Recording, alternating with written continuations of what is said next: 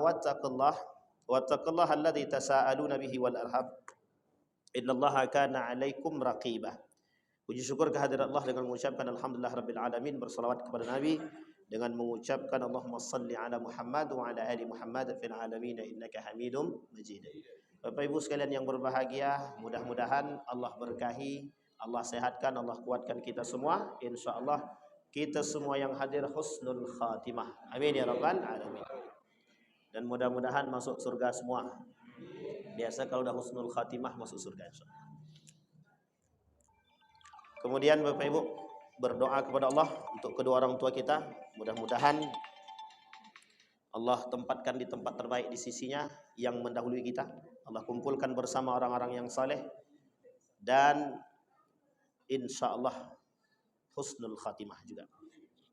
Baik Bapak Ibu sekalian yang berbahagia, di malam hari ini berkenaan dengan apa yang telah kita sampaikan beberapa waktu yang lalu terkait dengan keadaan umat muslim hari ini. Memang apa yang kita rasakan semua sudah disampaikan oleh Nabi dalam hadisnya melalui, kalau bahasa lain, ramalan. Kalau bahasa kasarnya itu ramalan. Tapi prediksi Nabi, kalau bahasa halusnya prediksi. Bagaimana Nabi memprediksi keadaan kita hari ini, kekacauan dan lain sebagainya. Maka Bapak Ibu sekalian yang berbahagia, saya ingin menyampaikan satu ayat di dalam Al-Quran yang akan kita coba bahas bersama. Karena ini poin penting dalam pembahasan hadis baginda Nabi Muhammad SAW. Kita coba, judul kita malam hari ini, Al-Amru bil Ma'ruf wan Nahyu 'anil Munkar li taqwimil mujtama'. Membentuk karakter, membentuk satu perkumpulan, membentuk satu kelompok masyarakat dengan al-amru bil ma'ruf wan nahyu 'anil munkar. Al-amru bil ma'ruf wan nahyu 'anil munkar. Kita garis bawahi. Al-amru bil ma'ruf artinya adalah mengajak kepada kebaikan. Sementara an-nahyu 'anil munkar menahan diri untuk tidak melakukan kemungkaran. Kata para ulama ada dua makna dari kalimat yang sederhana an-nahyu 'anil munkar ini. Tapi nanti kita coba lihat dalam makna tafsir tersebut. Malam hari ini saya mengangkat satu judul ini dari kitab Syekh Mutawalli Sya'rawi, guru daripada Ustadz Fajriansah. Jadi para ulama-ulama yang lulusan Mesir mesti kenal dengan Syekh Mutawalli Sya'rawi. Menuliskan kitab judulnya Adabul Islamiyah, Al-Adab Al-Islamiyah fil Quranil Karim. Satu di antara poinnya adalah Al-Amru bil Ma'ruf wan Nahyu 'anil Munkar fi taqwimil mujtama'. Dalam membangun karakter masyarakat yang baik butuh dua hal yang disebut dengan Al-Amru bil Ma'ruf wan Nahyu 'anil Munkar. Dalam pemahaman ini, itu sederhana pemahamannya. Yang pertama, tidak hanya al-amru bil ma'ruf, tapi juga ada an-nahyu 'anil munkar. Ini sebagian kalimat sudah pernah saya sampaikan di sini. Nah, yang poin pentingnya adalah membangun karakter mujtama, membangun karakter masyarakat, membangun kelompok yang kuat dengan sandarannya, yang kuat dengan keimanannya, yang kuat dengan pemahamannya tentang al-amru bil ma'ruf wan nahyu 'anil munkar. Sekarang umat manusia sekarang kita akui jempol. Kenapa kita akui jempol? Al-amru bil ma'rufnya kuat. Tapi an-nahyu 'anil munkarnya lemah selemah-lemahnya. Sampai-sampai FPI aja harus digusur. Karena nggak cocok, karena an-nahyu 'anil munkar. Jadi maunya al-amru bil ma'ruf aja, wan nahyu 'anil munkarnya belakangan gitu. Nggak bisa Pak, ternyata poin ini bersamaan yang harus dipegang oleh umat muslim. Baik, kita bacakan ayat Al-Qur'annya. Bismillahirrahmanirrahim. Wal takum minkum ummatui, mesti dapat hafal semua Pak ya. Wal takum minkum ummatui yad'una ilal khair wa ya'muruna bil ma'ruf wa yanhauna 'anil munkar. Kita preteli satu-satu. Preteli itu kita coba bedah satu-satu. Wal takum minkum ummatun. Kita bahas dulu dari kalimat ummatun. Kalimat ummatun ini tutlak ala marratin. Dia kalau dalam bahasa Arab ismul marrah, satu kali saja. Ummatun. Tapi makna ummatun di sini banyak. Meskipun satu secara eksplisit sendiri, tetapi secara makna dia banyak. Tidak mungkin umat itu satu orang. Mesti umat itu semua. Tapi yang dimaksud adalah semua kelompok yang tergolong dalam satu masa tersebut. Maka disebut dengan ummatun wahidatun. Jadi umat itu apa? Semua golongan. Kita semua ini disebut dengan ummatun wahidatun. Umatnya siapa kita nih? Umatnya siapa? Muhammad sallallahu alaihi. Ada enggak umat Ibrahim di sini? Bagian. Umat Ibrahim, umatnya Adam gitu.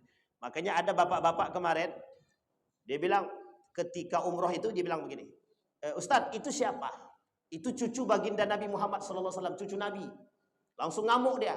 Emang dia aja yang cucu Nabi? Emang kami nggak cucu Nabi? Gitu. Sekarang saya tanya Bapak Ibu. Bapak Ibu ini cucu Nabi apa tidak? Cucu Nabi apa tidak? Tapi kan nggak tahu Nabi siapa kan? Nabi Adam kah? Nabi Yusuf kah? Atau apa? Benar juga Pak. Secara logika benar. Jangan mentang-mentang cucu Nabi Muhammad aja. Kami juga Nabi. Bisa jadi kami cucu Nabi Adam. Bisa jadi kami cucu. Marah dia Pak. Karena memang waktu itu ada yang umroh bareng kami, ada seorang Habib. Jadi dia anggap ada sedikit perbedaan. Tapi kembali kepada poin kita. Jadi Bapak Ibu sekalian yang berbahagia, ummatun wahidah. Nah kata para ulama, yuradu biha al-millah aidin. Ketika kalimat ummatun dalam pemahaman yang dimaksud ayat tersebut adalah kelompok yang seharusnya ada di tengah umat muslim. Pertanyaannya kelompok yang seperti apa? Tad'una ilal khair. Kita ulangi. Tad'una ilal khair. Apa artinya tad'una ilal khair? Yang mengajak kepada kebaikan. Saya ulangi sekali lagi. Mengajak kepada kebaikan. Tad'una ummatun yad'una ilal khair. Masyarakat yang mengajak kepada kebaikan. Contoh, yuk kita ke masjid. Saling mengajak antara satu dengan yang lain. Maka kata para ulama, didahului kalimat tersebut, ulama tafsir mengatakan, didahului dengan kalimat wal takum. Wal takun. Wal takun minkum. Agar kalian menjadi. Ini bahasanya. Agar kalian menjadi orang yang mengajak kepada kebaikan. Kira-kira dari pemahaman yang simpel ini, agar kalian menjadi orang yang mengajak kepada kebaikan. Kira-kira siapa yang punya tanggung jawab? Siapa yang mengajak kepada kebaikan tersebut? Kalian. Kalian di situ siapa? Saya, Ustadz Fajri, Ustadz Misran, atau Ustadz yang lain? Semuanya. Pertanyaannya muncul.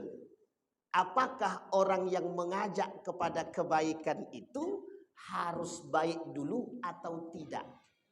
Oke, kita lihat. Entar, tenang. Kita lihat dulu. Wasa'atun an ta'ti li insanin wa naqulu lahu liyakum minka suja'un fama ma'na dzalika. Kata Syekh Mutawalli Syarawi, ketika ada kalimat mengatakan kepada kalian wal yakum minka suja'an, agar kalian menjadi orang yang pemberani. Artinya apa? Artinya kita dituntut untuk menjadi pemberani. Artinya sebelum kita mengajak orang berbuat baik, kita harus baik dulu. Kalau kita ingin mengajak orang atau menahan orang untuk tidak melakukan kemungkaran, kita harus menahan diri dari kemungkaran. Bisa dipahami Bapak Ibu? Sehingga mohon maaf Bapak Ibu, kata Al-Quran, kata Syekh Mutawalli Syarawi, umat yang paling mencukupi mutakalimah sifat-sifat kebaikan ini sebenarnya ada pada Ibrahim alaihissalam. Umatnya Ibrahim. Nah sekarang ini harus diturunkan kepada siapa? Kepada kita semua. Kepada kita semua.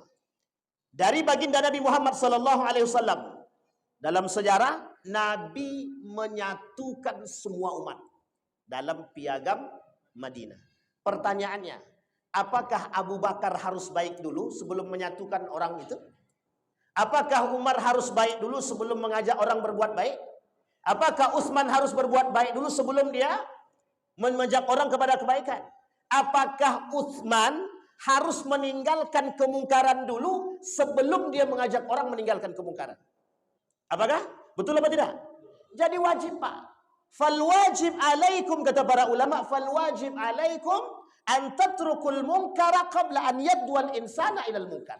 Ilal ma'ruf. Atau ila tarkil munkar.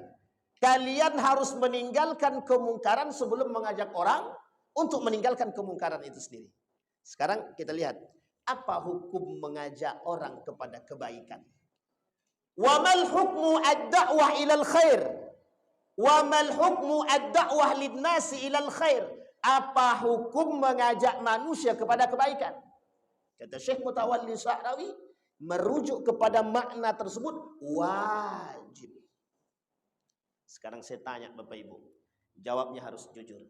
Bapak Ibu sudah mengajak orang kepada kebaikan atau belum? Kok tadi semangat hilang suaranya? Bapak Ibu sudah ngajak orang kepada kebaikan belum?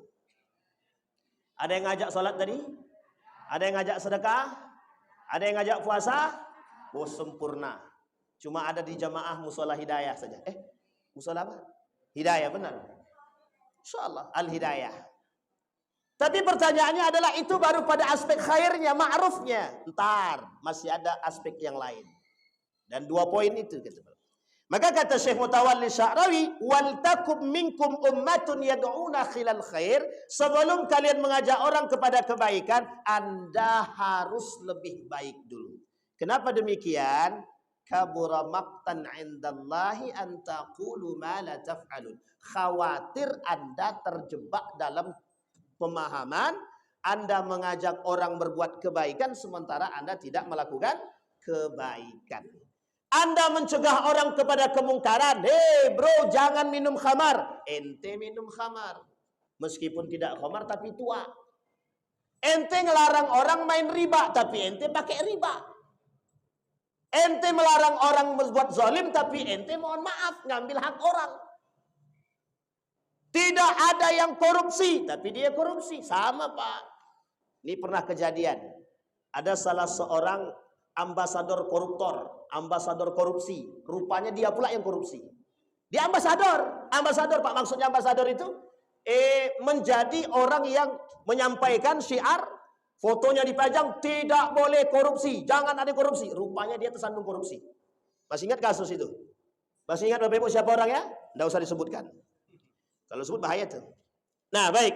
Antakunu jami'an ummatun tad'u ilal khair. Kalimat ummatun tadi semua umat manusia ini, orang-orang baik ini harus mengajak orang lain kepada kebaikan. Bapak Ibu tahu apa esensi makna tersebut? Esensinya begini. Kalau cuma satu orang yang mengajak kepada kebaikan, berarti yang baik cuma satu orang. Kalau cuma yang mengajak kebaikan itu cuma satu orang, berarti yang baik itu cuma. Karena sesungguhnya esensi kebaikan itu adalah mengajak kepada kebaikan, kata Syekh Mutawalli Sya'rawi. Dia bisa dikatakan baik kalau dia ngajak orang berbuat baik. Kalau dia tak berani ngajak orang berbuat baik, dia belum baik. Ada enggak orang yang baiknya personal aja Pak Ustaz? Kalau dia tidak perhatian kepada orang, kata Syekh Mutawalli Sya'rawi, itu tidak baik dia. Makanya pemahamannya begitu. Jadi tidak bisa dikatakan baik kalau tidak mengajak kepada kebaikan. Nah, ini poin pentingnya di situ dan beratnya di situ. Sehingga kemudian kata wa ba'dul ulama yara anna hadzal qaul. Sebagian para ulama melihat maknanya adalah antakunu minkum jama'atun ya'muruna bil ma'ruf wa yanha 'anil munkar. Kalian semua umat-umat yang mengajak kepada kebaikan, 2 hal. Kebaikan itu 2 hal. Satu al-amru bil ma'ruf, yang kedua an-nahyu 'anil munkar. Apa maksud al-amru bil ma'ruf? Anda memerintahkan orang untuk melakukan al-amru bil ma'ruf, perbuatan-perbuatan yang ma'ruf. Apa perbuatan yang ma'ruf itu? Akhlakul karim. Sekarang Bapak Ibu mesti sudah banyak membahas tentang akhlak-akhlak. Dari hadis Nabi, dari contoh Nabi, dari sirah nabawiyah. Mesti banyak Pak. Dan kita ambil daripada cerita para sahabat akhlakul karimah. Nabi sidik, amanah, tabligh fatanah. Nabi orangnya jujur. Nabi lemah lembut, latif fil kalam. Pertanyaannya, apakah kita sudah selembut Nabi? Kan belum. Apa kita sudah sejujur Nabi? Belum. Pertanyaannya adalah yang dicari Allah itu prosesnya atau hasilnya? Jadi Bapak Ibu, dalam ayat ini menggunakan kalimatnya fi'lun mudhari'un. Artinya selalu berproses untuk menjadi lebih.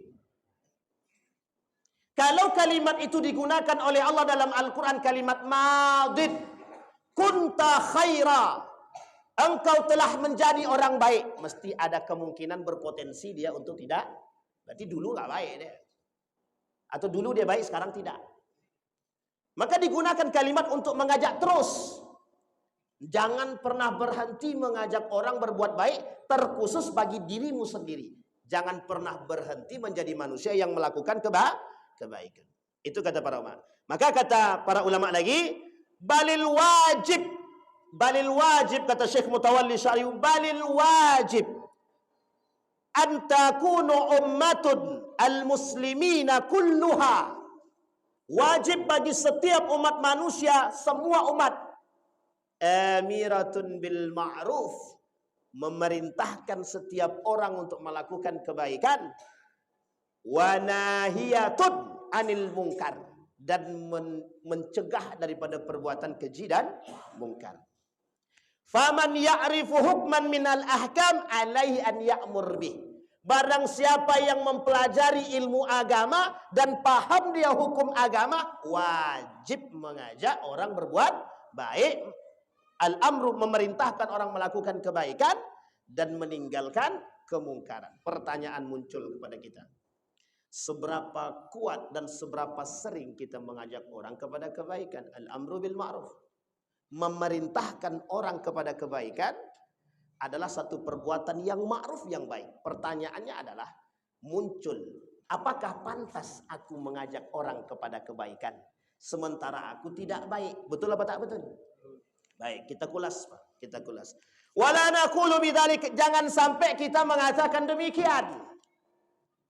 Kalau kita mengatakan aku tak pantas Ustaz mengajak dia kepada ke masjid sementara aku jarak kadang masjid kadang tidak. Ini kita kembalikan, Pak. Kalau semua orang berpikir demikian, maka tidak ada yang mengajak orang ke masjid. Kalau semua orang di antara kita ini, aku tak pantas ngajak dia sedekah, Pak Ustaz, karena aku sendiri kadang sedekah, kadang tidak. Masih mending kadang sedekah, kadang tidak, daripada tidak sedekah sama sekali. Bisa dipahami, Pak ya? Sekarang saya tanya lagi. Apa hukum menasehati orang? Hukum menasehati orang. Al-amru bil ma'ruf, bagian daripada kebaikan. Kembali lagi kepada kita, Pak. Seberapa sering kita menasihati orang? Aku tak pantas menasihati orang, Pak Ustaz, karena aku sendiri tak baik. Kalau ini yang kita sebut, Bapak Ibu, mohon maaf, sampai kapan kita akan menasihati orang? Enggak, Pak, enggak pernah, Pak. Faman ya'rifuddin, barang siapa yang mengetahui agama, wajib bagi dia menasihati orang. Bapak Ibu, sudah berapa tahun ada kajian di musola nih? Bertahun-tahun. Pertanyaannya adalah, apakah pantas Bapak Ibu memberikan nasihat kepada orang yang melakukan kesalahan? Jangan ukur pantas tidak pantasnya, Pak. Faman ya'rifuddin walam yunassih ghairahu. Orang yang sudah belajar agama tapi tidak menasihati orang yang salah dalam beragama, maka hukumnya dosa. Khawatir tidak kita sekarang? Maka Bapak Ibu mohon maaf, kenapa kemungkaran, kemaksiatan merajalela? Karena kita semua dan mengatakan kami belum pantas menasehati. Itulah dampaknya. Akhirnya mohon maaf, kemaksiatan merajalela, zina oke, riba jalan, minuman khamar terus berlanjut, koruptor apa tak lagi, suap makin merajalela. Sekarang bersiaplah untuk menerima kenyataan atau fakta daripada dunia. Kita bersiap. Harus bersiap menghadapi kenyataan. Karena siapa pelakunya? Kita. Karena kita pelaku orang yang tidak berani memberikan nasihat kepada pelaku kemaksiatan. Sehingga Nabi bilang dalam hadisnya, kelak di akhir zaman semua orang akan diam dengan melihat kemungkaran. Kenapa mereka diam? Karena mereka mengatakan, kalau kami mengatakan kepada mereka, menasehati mereka, kalau kami mengatakan kepada mereka tinggalkan kemungkaran, mereka akan mengatakan kepada kami, siapa Anda? Ulama mengatakan demikian. Prediksi itu terjadi. Sehingga hari ini rasa kita untuk menasehati orang sangat rendah sekali. Kita orang-orang yang acuh terhadap saudara. Sehingga tak salah. Padahal Bapak Ibu, Nabi bilang begini dalam hadisnya, ad-din an-nasihah. Agama itu nasihat. Liman? Lillahi, wali kitabihi, wali rasulihi, wali a'immatil mursalin, wa ammatuhum. Agama itu nasihat. Bagi siapa? Allah. Bagi kitabnya, bagi rasulnya, bagi para a'immatul mursalin, pemimpin-pemimpin umat, para imam-imam, para alim soleh, wa ammatuhum, dan buat kalian semua. Sehingga tidak ada alasan bagi kita yang mengerti, sekalipun kita yang mengerti cuma satu. Misal, Bapak Ibu tahu bahwa hukum berzakat itu wajib. Cuma itu yang Bapak Ibu tahu. Sementara Bapak Ibu lihat wajah saya dan saya tak bayar zakat. Dan Bapak Ibu tidak datangin saya dan tak nasihati saya. Salah. Salah.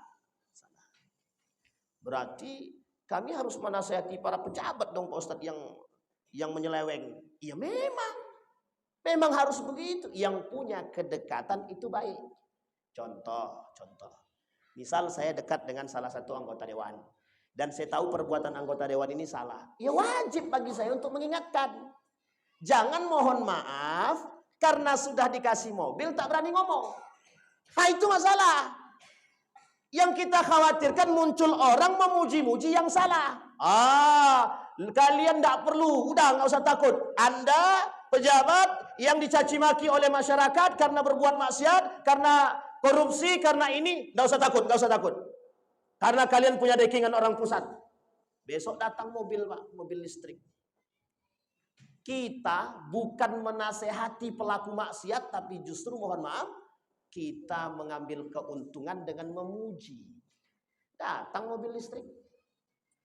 Coba kita sesekali nak. Kita puji, datang enggak ke rumah kita mobil listrik ya. Oh, takutnya datang ambulan. Kalau ambulan enggak apa-apa Bu, datang bisa kita pakai untuk masyarakat. Alhamdulillah. Tapi mohon maaf Bapak Ibu, ini mirisnya keadaan kita sekarang. Orang yang mengerti agama tidak mau memberikan nasihat kepada pelaku kemaksiatan, sehingga mohon maaf mereka nyaman dengan kemaksiatan yang mereka lakukan. Nyaman di sini Bapak Ibu, mohon maaf ya, nyaman di sini karena tidak ada orang yang menyinggung, tidak ada orang yang menasehati, tidak ada orang yang memberikan peringatan. Akhirnya diamnya kita mengaminkan perbuatan kemaksiatan yang mereka lakukan. Inilah poin daripada wal takum minkum ummatun yad'una ilal khair ya'muruna bil ma'ruf. Ini baru koma, belum titik. Sekarang kita lihat. Wa hunaka minal ulama man qala innal ladzi ya'til munkar lahu hukmun akhar aidan wa huwa an yanha ghairahu 'anil munkar. Ay annal insan al-mu'min matalibun bi amrain. Dalam persoalan kemungkaran, manusia dituntut dua hal. Dalam urusan kemungkaran, manusia dituntut dua hal, kata para ulama. Al-awwal, alla yasna'il munkar. Yang pertama, jangan membuat kemungkaran. Oke Pak ya? Maka kata Allah dalam Al-Quran begini. Kata Allah, wala tufsidu fil ardi ba'da islahiha. Jangan kalian melakukan kerusakan di muka bumi ini setelah dilakukan perbaikan. Sekarang saya tanya, siapa yang melakukan kerusakan itu? Manusia. Manusia yang seperti apa? Tabi'un li hawahu. Yang menurutkan hawa nafsu dia, yang mempertuhankan hawa nafsu dia. Cuma itu doang Pak. Sekarang saya tanya, binatang itu melakukan kerusakan apa tidak? Binatang melakukan kerusakan apa tidak? Kita ambil contoh kucing di rumah itu. Kadang kalau Bapak Ibu taruh aja maka ikan di atas meja itu, tak usah ditutup pakai tudung saji, hilang enggak lauk itu.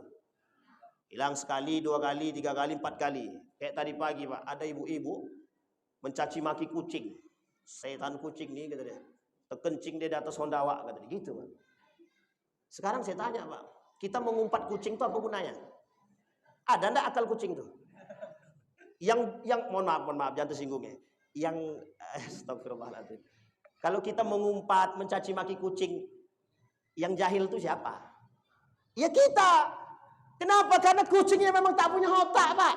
Sejak kapan kucing punya akal? Artinya mohon maaf, Pak, kalau ada manusia diberikan akal, justru melakukan kerusakan, apa bedanya dengan kucing? Tidak ada, Pak. Justru dia lebih berbahaya daripada kucing. Kucing tak ada akalnya.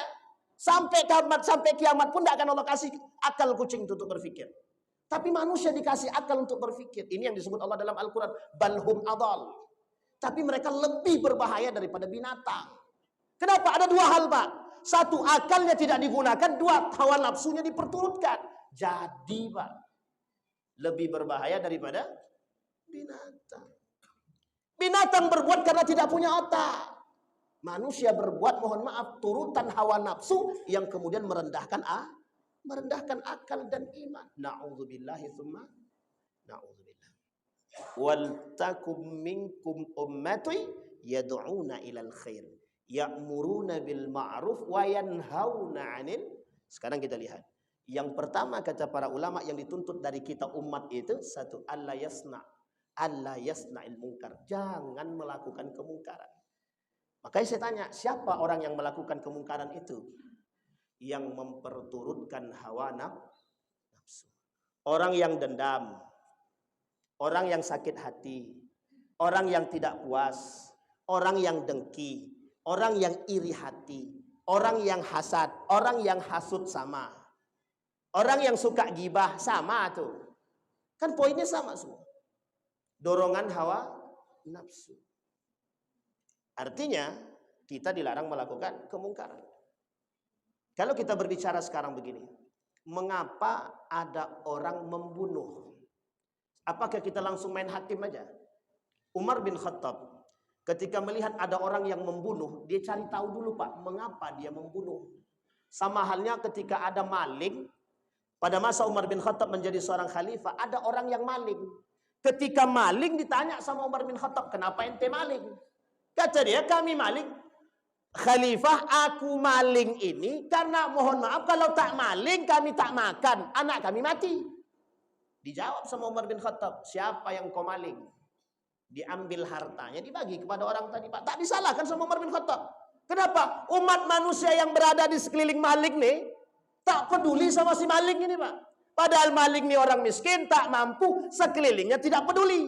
Justru ketika dia maling tidak disalahkan oleh Umar bin Khattab. Mohon maaf, yang tidak disalahkan bukan perbuatannya. Perbuatan maling tetap salah, tapi dia tidak dihukum. Kenapa tidak dihukum? Banyak umat manusia yang tidak, mohon maaf, umat manusia yang berada di sekitar dia mampu tapi tak perhatian, Pak. 1. Jadi wajar tak kalau ada yang mengatakan kemungkaran itu bisa terjadi karena kerakusan.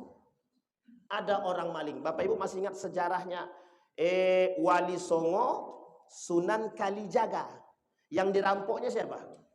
Si Pitung yang dirampok siapa? Ini cerita si Pitung ini masyhur nih, Pak. Cerita si Pitung ini masyhur. Tidak hanya di Indonesia. Saya pernah berdiskusi dengan beberapa orang yang datang dari Turki. Beliau mengamati tentang persoalan Jakarta, tentang adat istiadat. Mereka bercerita tentang si Pitung. Kita anggap itu cerita rakyat, tapi mengapa mereka tahu? Kenapa? Robin Hood lah istilah kata. Memaling tapi yang dimaling adalah, sekarang saya tanya, maling salah nggak? Dosa nggak? Dosa, Pak. Pertanyaannya adalah ketika hasil maling itu apa kata si Pitung? Kita maling bukan untuk kita. Pokoknya jangan coba mengambil sepeser pun dari hasil kita maling. Kita berikan kepada orang yang tidak mampu. Ah, gimana hukumnya itu? Boleh maling tapi untuk kebaikan. Ah, gimana? Sama istilahnya boleh berbohong tapi untuk kebaikan. Sekarang saya tanya, mesti mohon maaf, kalau seandainya majelis ulama waktu itu ada, bagaimana menghukumi si Pitung, bagaimana menghukumi Sunan Kalijaga? Coba. Beberapa waktu yang lalu saya berdiskusi dengan salah seorang KNKS. Saya tidak tahu kepanjangan, saya lupa. KNKS ini di bawah kementerian itu kalau tidak salah saya. S-nya syariah. Jadi apa kata beliau? Ridwan, ente tahu enggak BSI gitu. Ya tersebut namanya, sorry ya. Bank Syariah Indonesia kata dia. Kata beliau, ya saya tahulah namanya itu perbankan syariah, murni syariah enggak kata dia. Saya ditantang begitu, Pak.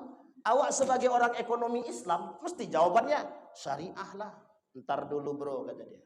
Coba lihat di belakangnya siapa pemainnya semua.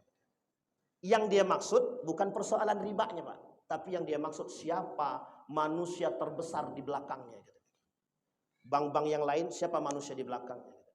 Semua melakukan kezaliman. Pertanyaannya, apakah kita diam dengan kezaliman itu? Saya bilang, iya juga ya. Kita berpikir nih Pak, permainan dunia yang sengsara rakyat, tapi mereka bermain di atas Pak. Dunia Pak, bukan Indonesia, dunia. Ternyata ada kekuatan besar yang sangat besar sekali. Di balik semua progres program-program yang ada di muka bumi ini, ada satu pemain tunggalnya Pak. Yahudi. Saya pernah cerita di sini Pak ya.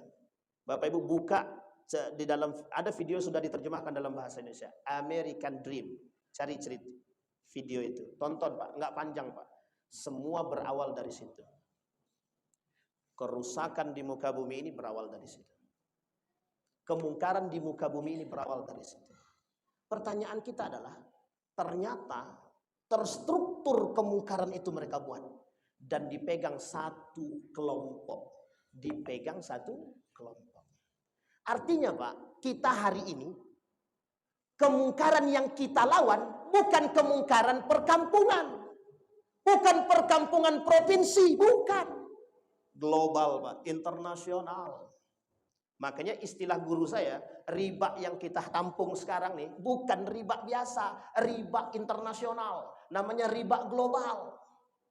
Ini istilah tadi, makanya kalau ada orang yang mengatakan bank syariah itu tidak 100% syariah.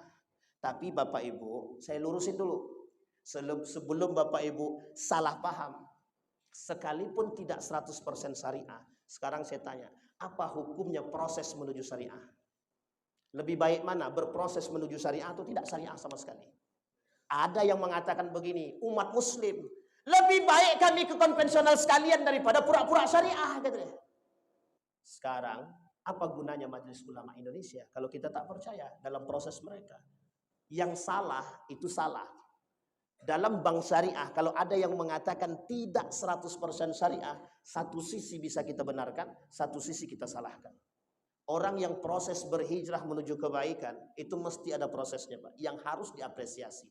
Pertanyaannya, kalau kita tidak syariah sama sekali, dari 100 itu, kalau kita cuma syariahnya 80%, lebih baik daripada tidak sama sekali. Bisa dipahami Bapak Ibu ya? Tapi mohon maaf Bapak Ibu, di situ perkataan saya bilang sampai setidaknya kita sedang berproses melawan kemungkaran itu melalui permainan tersebut. Ini kemungkaran Pak. Kalau dulu Pak, kami mohon maaf di Yogyakarta memang ini pekerjaan kami. Keliling saya Pak dari satu kampus ke kampus, ekonom Rabbani, kami keliling Pak satu kampus ke kampus. Hanya untuk mengatakan pemikiran ini loh, perang pemikiran kita sekarang dalam bidang ekonomi, kita sekarang sedang digini. Semua kita kasih tahu Pak, mahasiswa kita kasih tahu. Biar mereka berpikir. Coba Bapak Ibu bayangkan, pedagang kaki lima sekarang hidup apa mati? Pedagang kaki lima sekarang hidup atau mati? Ngos-ngosan Pak, empot-empotan. Yang hidup siapa? Yang hidup siapa? Yang besar Pak, justru mohon maaf diberikan ampunan pajak. Yang tersiksa yang kecil-kecil ini tetap diminta pajak. Sudah memohon tolong begitu pun tidak dikasih keringanan. Inilah permainan global yang kita maksud. Ini kemungkaran yang jelas dan nyata yang berada di tengah. Sekarang saya tanya Bapak Ibu, mereka yang melakukan kemungkaran dan kerusakan ini siapa? Manusia kah? Manusia. Muslimkah? Kafir. Pertanyaannya, adakah muslim yang mengambil kesempatan di balik kehancuran itu? Ada. Siapa mereka? Munafik. Orang muslim yang memanfaatkan ketersiksaan umat muslim dari kemungkaran tersebut. Mereka ikut andil dalam urusan kemungkaran. Yang disebut oleh para ulama alla yasna'il munkar. Seharusnya dia tak melakukan kemungkaran itu. Yang kedua kata Syekh Mutawalli Sa'rawi, ayyanha 'anil munkar. Satu, kita dituntut tidak boleh melakukan kemungkaran dan kerusakan. Yang kedua, kita dituntut untuk mencegah kemungkaran. Saya yakin yang kedua lebih berat daripada yang pertama. Mungkin kita bisa meninggalkan kemungkaran. Kira-kira meninggalkan kemungkaran, contoh meninggalkan judi bisa nggak? Nggak ada pemain judi di sini, Ustaz. Berarti kami berhasil meninggalkan. Pertanyaannya, yang kedua, bisa nggak mencegah pemain orang-orang yang main batu domino itu? Di depan mata orang main batu domino. Kami nggak judi tapi cuma jongkok aja. Ya, sama aja, Pak. Kami nggak judi, Ustaz, cuma 100 rupiah aja. Bisa nggak kita katakan haram? Datang Bapak Ibu situ, judi haram. Kira-kira ngapain tuh? Berkelahi atau tidak? Berkelahi kan? Tapi kan ada yang disebut dengan strategi dakwah. Ini yang harus dipahami oleh semua umat. Bukan hanya kami, tapi Bapak Ibu juga.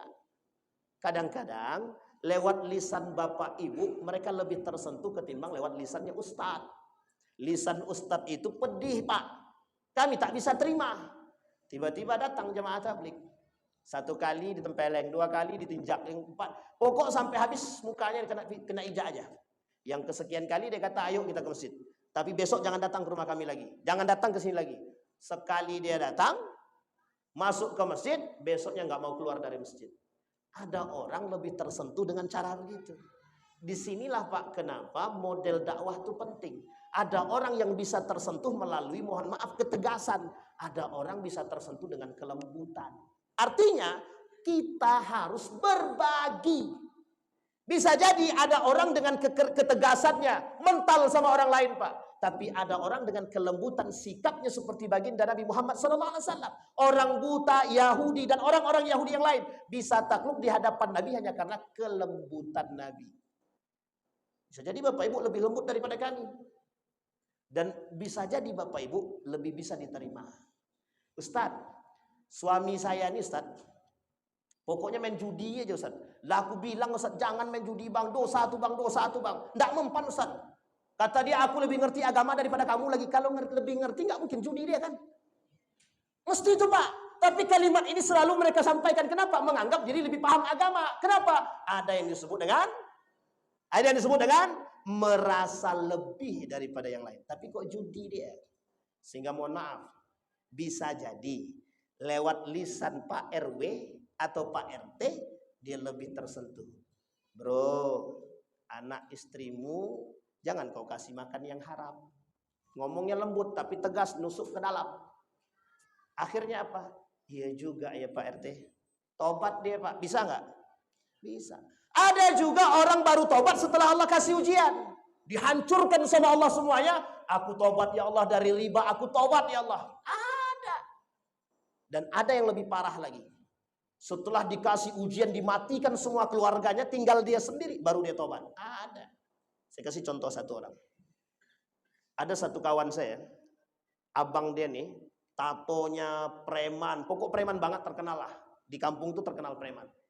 Dinas adiknya, tiga adiknya dalam pesantren semua. Yang satu diantaranya pondok pesantren. Itu pun tidak mampu menasihati. Dinasihatin nggak mempan Pak. Dinasihatin adik yang kedua nggak mempan Pak. Dinasihati dengan yang ketiga nggak mempan juga Pak. Wafat ibunya, hari ini ibunya wafat, besoknya dia pergi ke rumah tahfiz Pak. Hari ini ibunya wafat. Menyesal dia, pergi dia ke rumah tahfiz, dia hafal Quran. Sekarang pemegang 7 sanad di tanah Jawa Pak. 7 sanad, hafal Quran 30 juz. Preman Pak. Artinya dari lisan siapa? Artinya Allah sentuh dia dengan cara yang lain. Tapi apakah lisan ustadz yang menyampaikan? Bukan Pak. Itu yang disebut dengan wal takum minkum. Anda sebelum mengajak orang kepada kebaikan, Anda perlu baik. Sehingga mohon maaf, Nabi baik dulu Pak, baru dia ngajak orang. Sehingga kita di dalam rumah tangga, sebagai kepala rumah tangga, sholat dulu baru ngajak anak sholat. Ini kita ngajak anak sholat nak, bapak aja ndak sholat, apa mau kami sholat? Memang bapak tahu berapa rakaat sholat subuh? Tahu lah nak berapa Pak? 3 rakaat. Astagfirullahaladzim. Bapak Ibu boleh tertawa, tapi cerita ini fakta. Dan saya sampaikan ini cerita ini fakta. Saya tak pernah sampaikan tidak, Pak.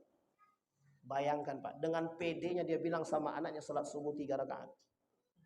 Itu bapak, Pak. Apa kata anaknya? Ayah, salah ya.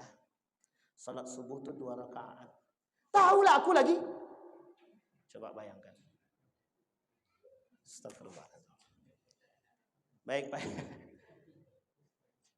Ini yang makanya saya bilang suami istri jangan berkelahi gara-gara perbedaannya. Tapi kalau perbedaannya salat subuh 2 rakaat, 3 rakaat, berkelahi pun tak masalah tuh, Pak. Kalau ada yang bilang salat subuh 3 rakaat keras kepala dia, Pak, suruh datang ke sini, Pak. Kalau dia katakan wajib 3 rakaat, ini yang sesat kita nih, Pak, sekarang nih. Sampai sini paham Bapak Ibu ya? Baik. Maka poin yang paling berat itu yang kedua. An-yanha 'anil munkar. Ini Pak poin yang paling berat. Apa katanya? Mengajak, menahan orang atau melarang orang lain, diri kita sendiri dan orang lain untuk tidak melakukan kemungkaran. Mencegah itu sulit, Pak. Mencegah itu sulit. Karena itulah antara al-amru bil ma'ruf dan nahyu 'anil munkar ini posisi pahalanya pun berbeda. Kenapa berbeda? Karena yang an-nahyu 'anil munkar ini sedikit sekali yang berbuat, tapi al-amru bil ma'ruf banyak sekali yang bisa buat. Sampai dikatakan sama Nabi dalam hadisnya, kelak di akhir zaman kata Nabi, banyak orang bisa berbuat al-amru bil ma'ruf, sedikit yang bisa an-nahyu 'anil munkar. Kita ambil contoh. Ini contoh nyata, Pak. Menurut Bapak, yang saya sampaikan ini keras atau tidak? Keras atau tegas? Sekarang saya tanya, apa semua masjid mau?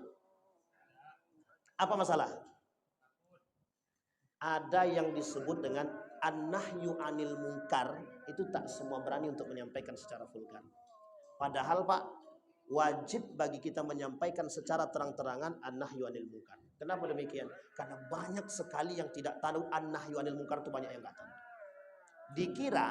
Dikira menyakiti orang itu biasa. Akhirnya banyak yang melakukan perbuatan tersebut.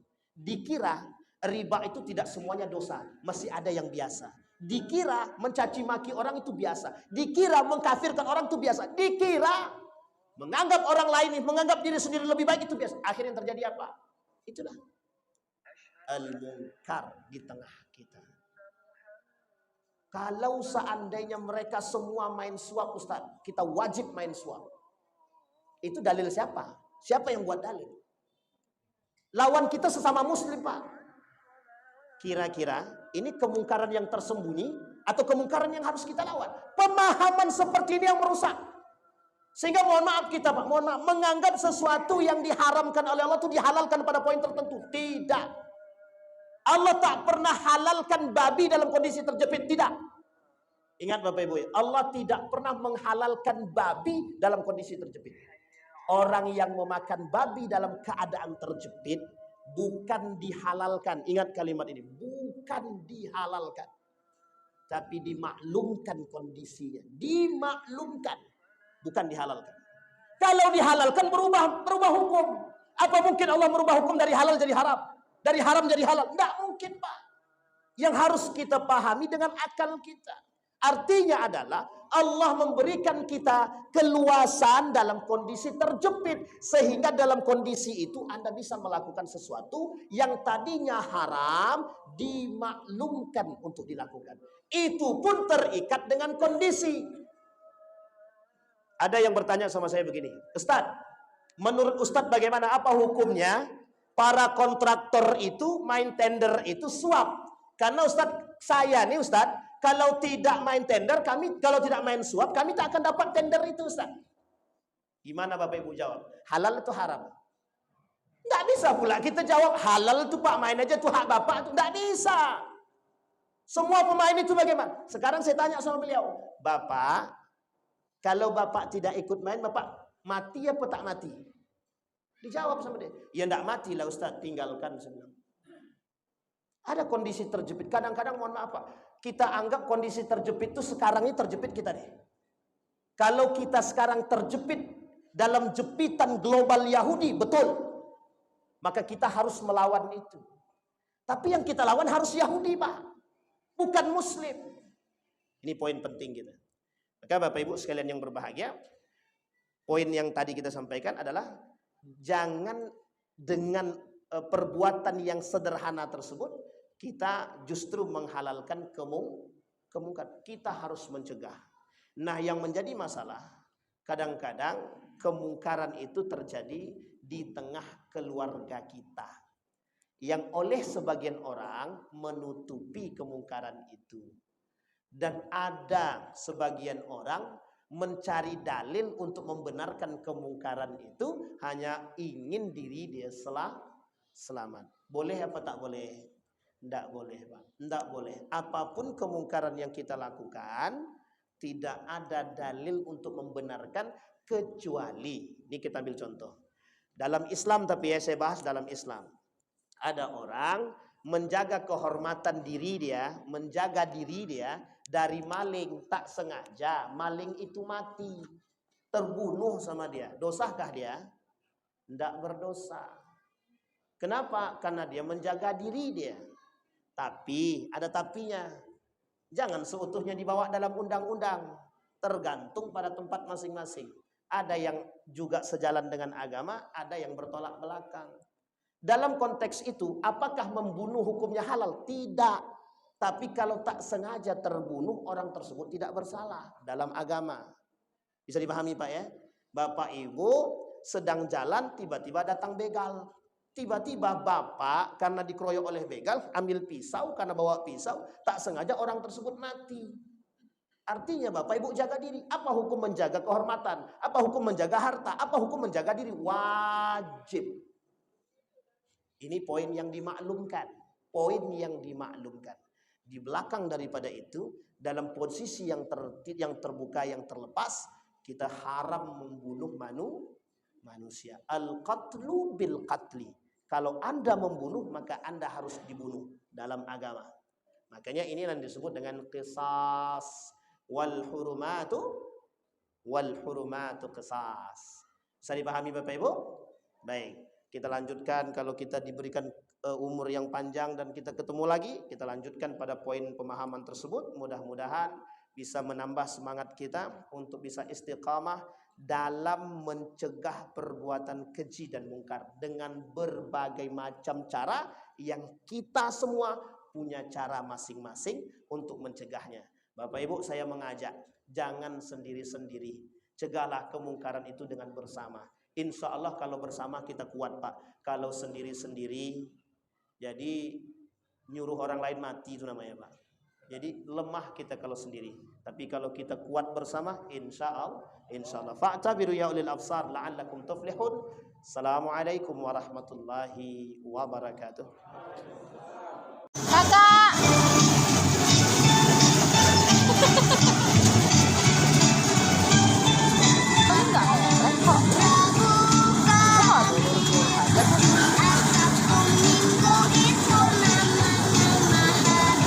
Tayo ya. Nah, aman-aman aja tuh Pak.